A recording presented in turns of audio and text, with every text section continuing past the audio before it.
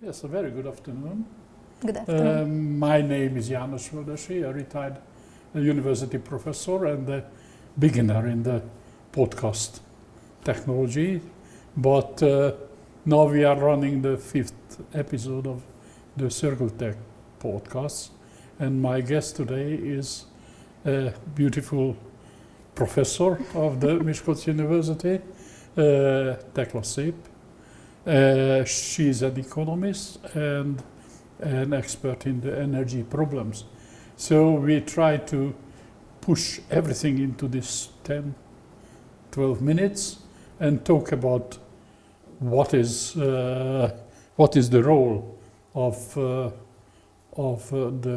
leading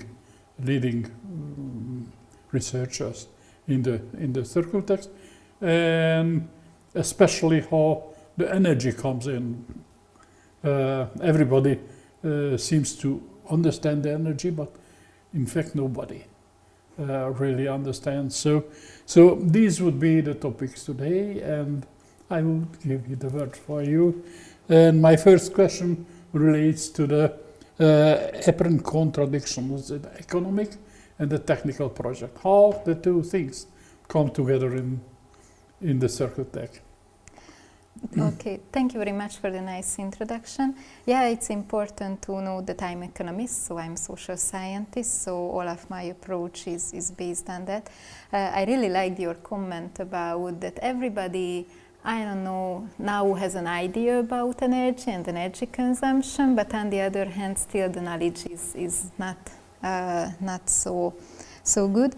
So, but I'm really happy because since the last energy crisis and since the Russian-Ukrainian war, I really feel that the average households, the Hungarian families' energy literacy really improved, and I'm so proud of the Hungarian society because now I really feel that everybody just has more knowledge about energy. Everybody is just watching the prices, looking into their bills and then the invoices, what are the main components. Everybody started to think about energy efficiency, what can they do at home, how they can save more energy. So I think, yes, you are right. Of course, the knowledge level is still not great, not perfect, so there is still a lot to do. But on the other hand, and I really see a development. So getting back to this project, this so-called CiRCULATECH project, so in this project we established, as far as as you know, 4 research groups, and all of them are connected to the circular economy and to the circular transition. One is about urban mining and waste recycling, the other one is about material processing, the third one is about urban manufacturing or industrial manufacturing, and the fourth one is about energy. And because the circular economy, of course, is tightly connected to the climate change, and of course the climate change is tightly connected to the energy sector and our energy consumption, and of course greenhouse gas emission. Of course, energy was really had to be in the center, be in the focus. So that's why we decided that, okay, we really need this research group. And because, yes, I am dealing with energy issues for more than 15 years. So that's why basically all of this research group and the introduction of the idea was under my supervision, and I wrote many parts of it. And of course, because I'm an economist and so social scientist, I really emphasize the social approach of the energy transition. Yes, because the engineers really tend to believe that it's just a technological issue, and everything, of course, is about technology and about centralized systems and big systems, power plants, how we produce electricity, how we distribute the electricity. But on my side, and in my research, I'm really focusing on the household sector. I see more the social side of it. So, and I think now it's inevitable because the energy transition, you know that in the last 2000 years, we had already many energy transitions. When people shifted from firewood to coal, after coal to electricity, power plants, nuclear energy appeared. And of course, all of this energy transition takes decades or 50, 60, 70 years. But now with the climate change, we don't have 50, 60 years. It would be too late. So now it is the main challenge to accelerate the energy transition. And of course, because now we want to create an absolutely new energy and economic system, and everybody has to take part in it because it's also really expensive. And if the society rejects these costs, it won't happen. So that's why the social side of the energy transition is really, really important, because everybody has to take part in it. Thank you. So just last week's news is that New Zealand, which is the pioneer and the forerunner of the renewable energies, run into a problem with its fully outbalanced renewable energy strategy, and now the energy prices are sixfold compared to the previous ones, because there is no water, and they are running with hydro and wind, and no water, no wind.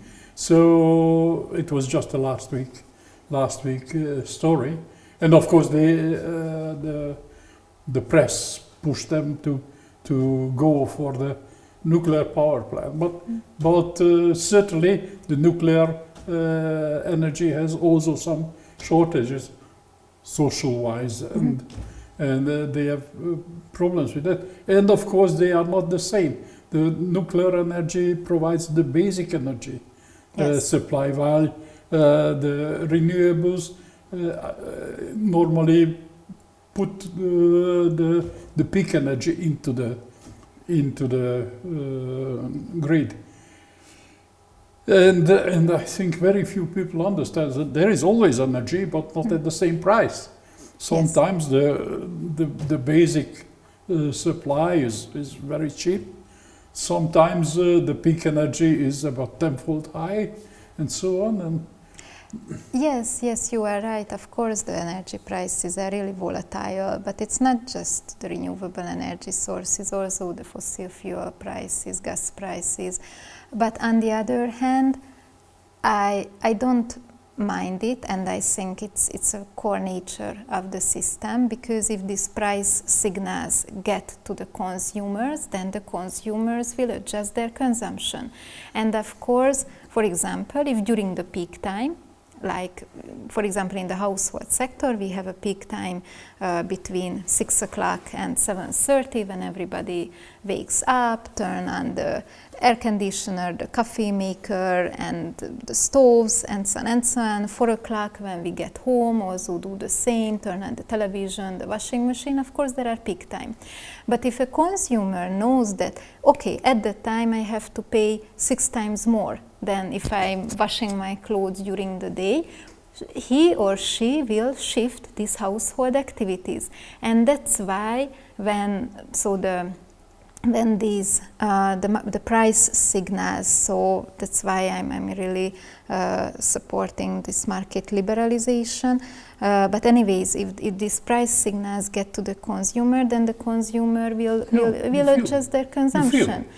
Of course we feel, because otherwise who cares? If I have to pay the same price in every minute or in every hour, who cares? And it's the same with the industry and with the factories. And then it will also push all of these players to, for example, starting to think about and starting to investing to batteries and then energy storage, which is also, for example, in Hungary, it's really missing. That's why, for example, now the MVM and all of these producer, distributors, so this energy regime are in trouble, because now we have, I think, almost more than 5,000 megawatt solar capacity.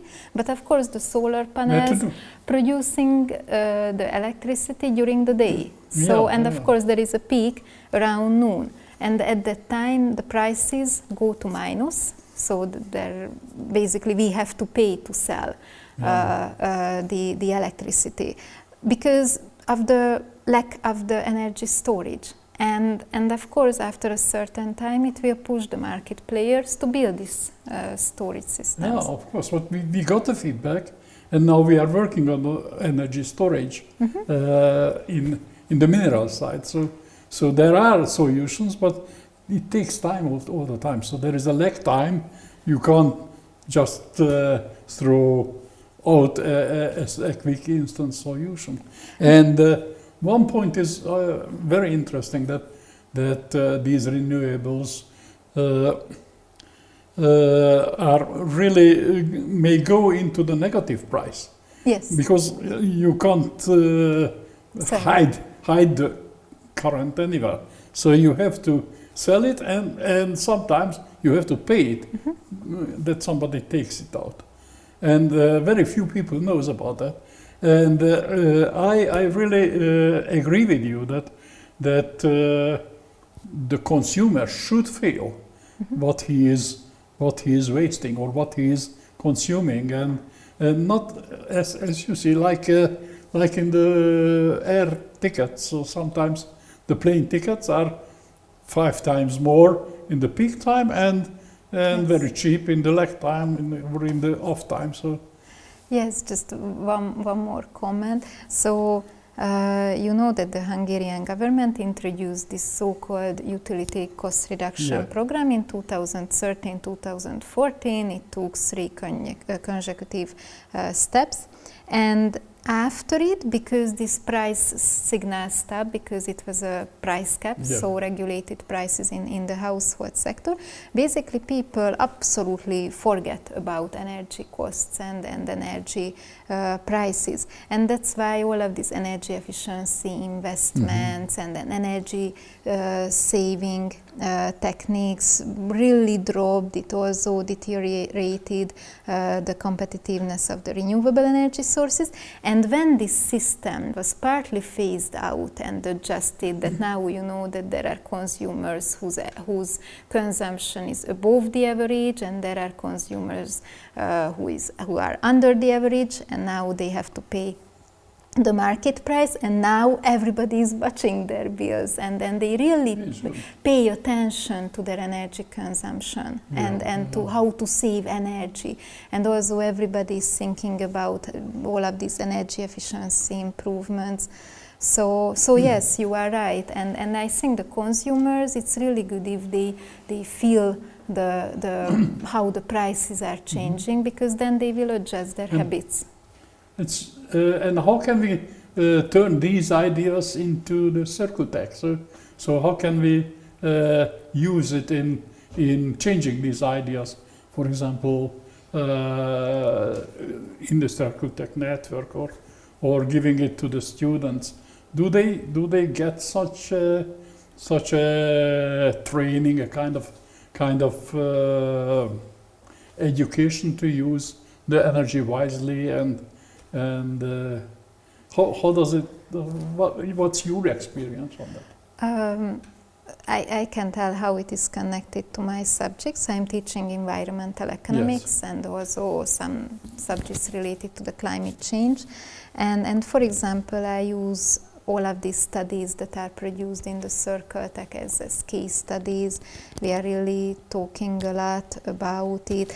And for example, it's also so interesting.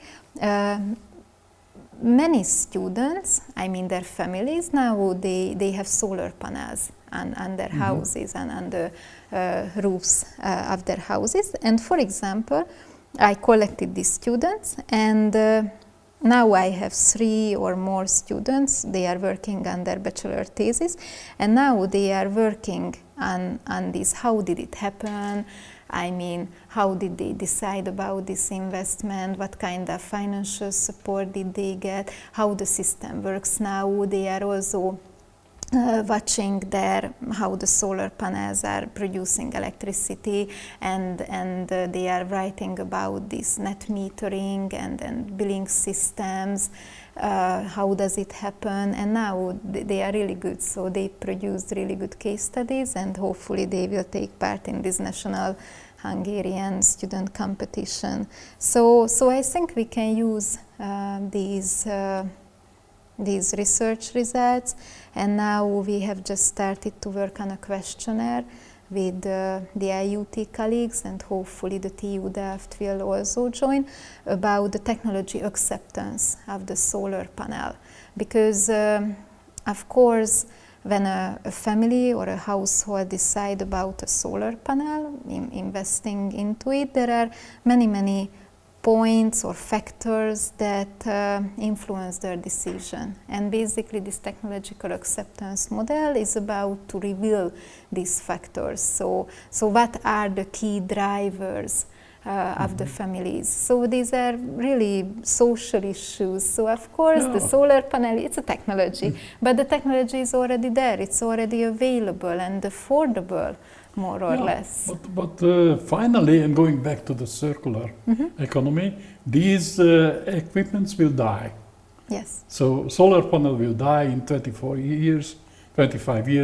Wind turbines will also die. How the energy sector accumulates funds to disassemble these and perhaps replace it? What is the practice? Is there any, or we just going blindly into the future? I think nowadays everybody tries to avoid this question, so I think it's a really great question. On the other hand, now I see that the lifetime of these devices or like wind power plants are also increasing. I mean, nowadays, because I'm also dealing with these balcony solar systems, and I made a comparison between EU member states, where it is allowed, where it is not, if not, why not. So what are the main trends regarding the balcony solar systems? And nowadays the producers are providing 25 years guarantee. It's the guarantee, it's the minimum. But it also shows that, I'm guessing, but I think the lifetime should be more. Because if the producers providing 25 years, it has to mean that it is sure that it's above 30 years. And I think even with the wind power plants, we have to talk about more than 30 years. I'm not really the expert of this topic because my area is more about the household sector and also energy policy. Not really, for example, because it's a recycling and waste issue, but let's see, I don't know, the coal power plants also has to be closed after 50, 60 years, so there is nothing forever. Yes, I've seen your, in your biography, you mentioned quite a few foreign MSc and PhD students. What they will take home as a message to a developing country from this? I think now they understand more these environmental challenges, the global climate change, because I just read an article from Bjorn Lomborg, and he said, and I think he's really pessimistic about this Paris Agreement and how all of this climate mitigation goes, and he said that really it's just the problem of the developed world. So the developing world, emerging markets really don't care about the climate change. For them, it's just one of the other 100 other problems.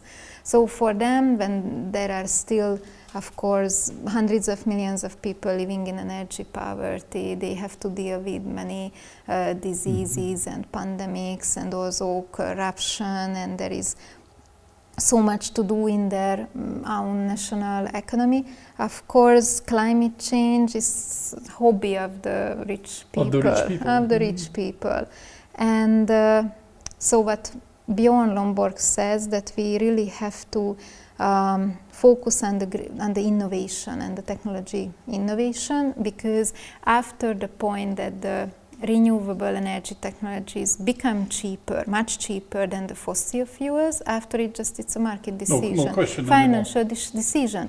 And basically these countries, developing countries, when they have to build up their capacities, electricity production capacities, they will, when they have to decide between a gas power plant or a solar farm, they will choose the solar farm if it is much cheaper. So it's the only solution. And I think what I can teach for our MBA student or for our PhD student to raise their attention, engaging them, of course, and they have to see that it's not just the rich country's problem, because just look at India or look at Pakistan or Bangladesh. Few months ago it was more than 53 Celsius degree there, and the government doesn't do anything. They don't hold back the water, they don't build big reservoirs or digging channels. I mean, absolutely don't pay attention on adaptation, climate adaptation. So that's why, hopefully, I really hope that our students will get engaged with these questions and problems when they... Me as a geologist, sometimes we contradict to these ideas, because just in Miskolc, in one corner of Miskolc, there was the ice age 7 million years ago with the mammoth and so on. They are in the museum. And in the other end of the Miskolc, there are the coral reefs and so on of the tropic sea. And this was well before the human era. So these are, I think, most of them are much higher global systems. But we have our little share on ruining our environment. So I admit. Well, you just recently received the Bolyai grant, which is a very prestigious grant, and congratulate you. Thank you. And for how does it say, in the lobby of the professorship. So your possible future career is being a professor here in the university and teaching energy and so on. How do you feel the young people, the Hungarian young people? Are they more conscious on these environmental and energy problems? Yes, I see a huge change. I see a huge change. I mean, when I started to teach, I started my PhD in 2009. Even my colleagues, really, they didn't pay attention to environmental economics or climate change or sustainability. We had only one professor who was teaching it, and it was not the mainstream, let's say that, because how, for example, the economists try to explain it, that because the energy prices and resource costs in a factory or a company's total cost just represent 2 or 3%. So basically for this 2 or 3%, we don't really have to pay attention to it. But then it changed, how the prices changed, and now all of these resource limitations and material limitations are really recognized. I think it changed really a lot, and I also see it on my students. So 10 years ago, there were still, I was, for example, teaching about pro and contra arguments regarding the climate change. I talked about, yes, these counter facts, and yes, it is basically, even without the human and humanity, of course, these ecological systems and weather systems would change. So I was talking about also the pro and contra sides of the climate change, and I also mentioned few Hungarian professors and other researchers who are really against of the climate change, or basically they are not against, they just say that, hey, it's not our fault. But now I see that it's not a question anymore. I mean, when I get my students and then they start the semester and we start to talk about it, for them it's a fact. They absolutely are not questioning it. It's a fact. So basically our standing point that climate change is happening, our economic activity was the main cause. So it's tightly related to the human activity, and that's it. And now we've moved forward, and we are talking about climate mitigation and then climate adaptation. So I think, and because I'm also a member in the Hungarian Energy Association, and I work a lot together with these other generation, older energy engineers, and I see that they are still really skeptic, and it's still a question, and they see that, or they say that it's just really a hype around the global climate change. Now there is a generational gap, so the younger people, for them it's absolutely not an issue, and they also, when they come here, they already know about sustainability, they already have ideas what can they do at home, so as individuals, personally, how they can save up energy, or just saving drinking water, so stuff like that. So it's changing, and I think it's really good. That's great, thank you. Last word. But behind every professor there is a human being. So we have heard relatively little about the human being behind the professor. And even you have very short free time, or very few precious free time, but you have. What are you doing in your free time, and what is your hobby or most preferred pastime? We are go hiking and camping a lot. So we have a van with my partner, and we are always driving. We prefer the north and cooler places. Especially this summer we went to the Baltic Sea and to North Poland. But it was such a great decision because it was much cooler there. The temperature was so much nicer. So yes, we are just going, driving, camping. We are going to national parks. It's our hobby, basically visiting national parks and hiking many tens of kilometers. Oh, it's a great hobby. Yeah, when I was young, perhaps a little bit older than you, I went through with a Trabant. I went up to over the polar circle. So I was over the polar circle and headed up to the North Cap, but I couldn't really achieve because the car went broke and I was quite far away from home. So I decided to turn back, and coming back from Norway and Copenhagen and then Deutschland. But it's really a fantastic. I'm sure it was wonderful. And North is fantastic, and you can see how energy can change countries. If you have been in the Baltic country, I think Estonia has got a. Yes. Estonia is built up on the fossil fuel, so they are using oil shale, for example, in quite a high proportion. So it's really you can combine the traveling and energy. Yes, we are, and sometimes we are also doing deep interviews during our travels, and also visiting colleagues in other universities.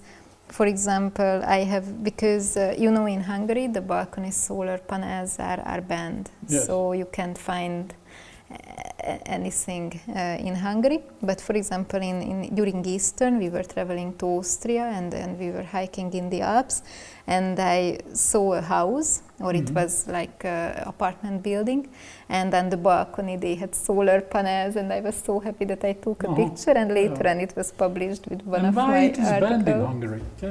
Can you get an idea why? It's more connected to the energy efficiency level of the buildings. So our buildings, the private buildings, are really outdated, and which also means that their electric systems are really outdated and old, and just not compatible with these solutions. And the MVM is really scared about accidents and fire because of the bad building structure, but it's another story. Tekla, thank you so much for this interview. I hope that you will achieve your goals. I hope the people will understand what you are teaching, and they will save more energy and be more inventive on using new technologies. And I hope we will meet here 20 years after and we discuss what was the development. So thank you so much. Thank you very much. I really enjoyed the interview. Thank you.